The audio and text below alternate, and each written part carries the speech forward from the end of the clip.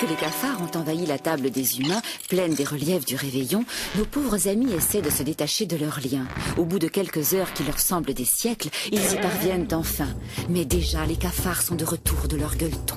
Ah, on a bien bouffé, votre honneur. S'exclame Parkinson. Où ça? Demande le chef Alzheimer. Mais il n'a pas le temps d'attendre la réponse, car la voix de Loana vient couper court à la conversation. Ouvrez-nous, espèce de méchant, ouvrez-nous! Qu'est-ce que c'est que ça, hein? Demande Alzheimer. Les étrangers se sont introduits dans la prison. Garde! Chassez-les immédiatement de mon cachot!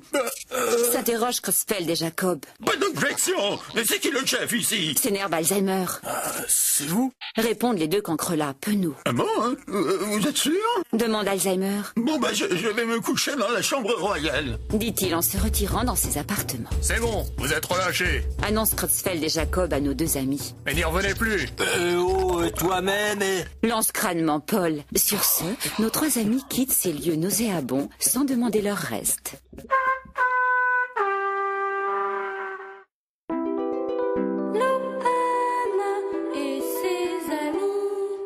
Bien que relâchés par les cruels cafards, nos trois amis se retrouvent bien vite dans l'obscurité. Et Lara ne cache pas son inquiétude. Comment on va faire pour retrouver notre chemin? Demande-t-elle.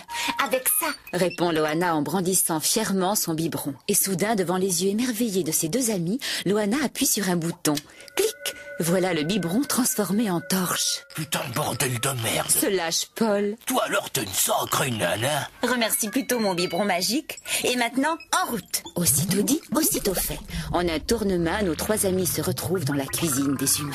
Si on m'avait dit un jour qu'un biberon me sauverait la vie, je ne l'aurais jamais cru. Plaisante Paul. Puis, fourbus par tous ces efforts, nos trois amis vont se nicher dans le sapin de Noël pour récupérer de toutes ses émotions. Quant à Loana, elle sombre dans une douce torpeur et prend son biberon magique. Car même s'il n'est pas vraiment magique, c'est un biberon vraiment très très polyvalent qui a plus d'un tour dans son sac.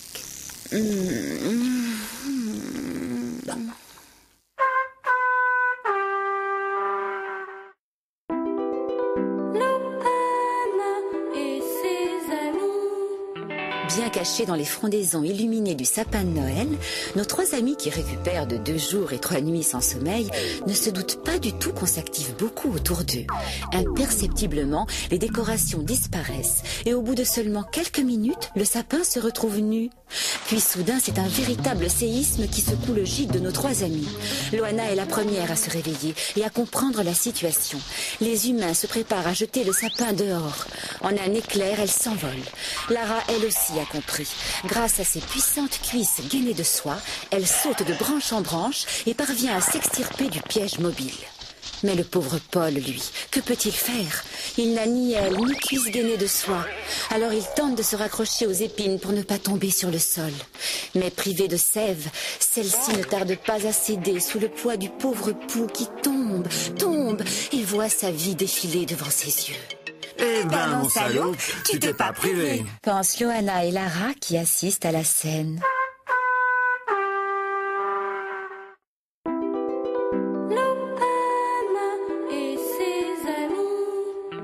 Paul tombe du sapin que les humains sont allés jeter dehors. Il tombe et atterrit sur le dos du chat de la maison. L'instinct de survie aide Paul à trouver le chemin du salut. Aussitôt dit, aussitôt fait. En 1 seconde, il est aux portes de l'anus du félin où il s'engage aussitôt. Mais mal lui en prend. Au bout du chemin l'attend une araignée gigantesque. « Oh !» lui dit l'arachnéide. « C'est pas un hôtel ici ?» À cet instant, il se réveille de sa chute et comprend que tout cela n'était qu'un rêve. Sauf qu'il a bien en face de lui une araignée. Du calme, beauté. Ne se départit pas de son sang-froid, Paul. Je ne fais que passer. Je l'espère bien. Je bouffe les mouches, mais pas les morbacs, alors dégage. Loana et Lara, qui ont assisté à la scène, retrouvent Paul, ravi de s'en sortir à aussi bon compte. Mais il doit des explications à ses amis. Et alors les morpions, je croyais que t'étais un pou. Ricane Lara. Bien sûr, vous allez penser. S'en mêlent les crayons Paul.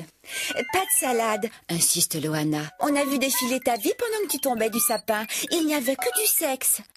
Le pauvre Paul est pris au piège. Il ne peut nier. Eh oui, il est bien un morpion.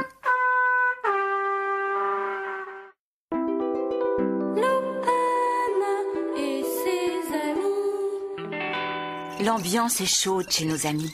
Lara, que Paul ne loupe pas une occasion de se moquer d'eux, s'en donne à cœur joie. Sale morpion, sale morpion. Lui crie-t-elle.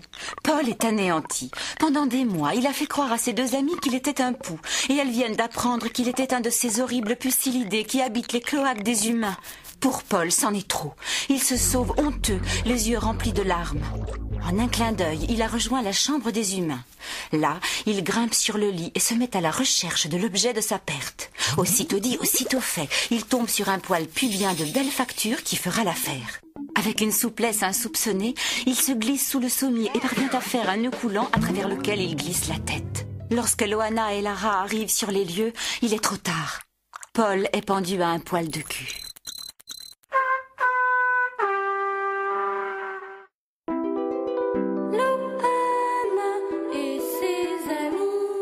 Quelle fin dérisoire pour un morpion. Finir pendu au bout d'un poil pubien d'humain. Mais Paul garde à l'esprit une dernière vision romantique de son passage ici-bas. Mais qu'est-ce à dire? Soudain, le poil craque sous le poids de Paul qui tombe sur Lara venue aux nouvelles avec Loana. « Paul, tu es vivant ?» demande Issel en lui foutant des grandes tares dans la gueule. Oui, ça va, du calme, ça fait mal. Se plaint Paul. Décidément, les poils de touffe ne sont plus ce qu'ils étaient. Mais ce déshydraté m'a éclairé sur un point. Continue sur sa lancée-t-il. Morpion je suis, morpion je reste. Je veux du sexe et du vin, car telle est ma destinée. Il s'excuserait même pas, l'enfoiré. Se plaint Lara, encore étourdie du choc.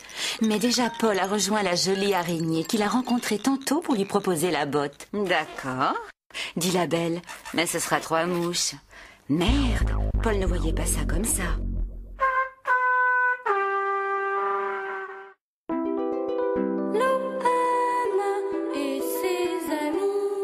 Loana et ses amis se sont organisés dans la maison des cons.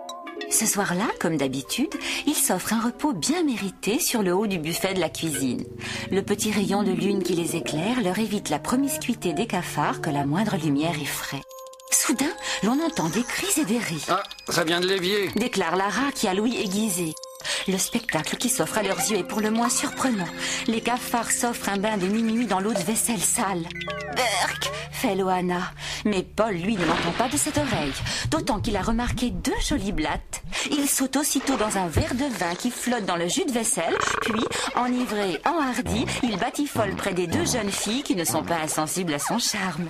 Et après quelques brasses, notre petit Casanova emmène ses conquêtes dans un coin sombre. Eh bien, fait remarquer Loana, du moins cela nous réconciliera-t-il peut-être avec ces bruits de cafards. Ah oui, il arrêtera peut-être de nous gonfler avec son araignée.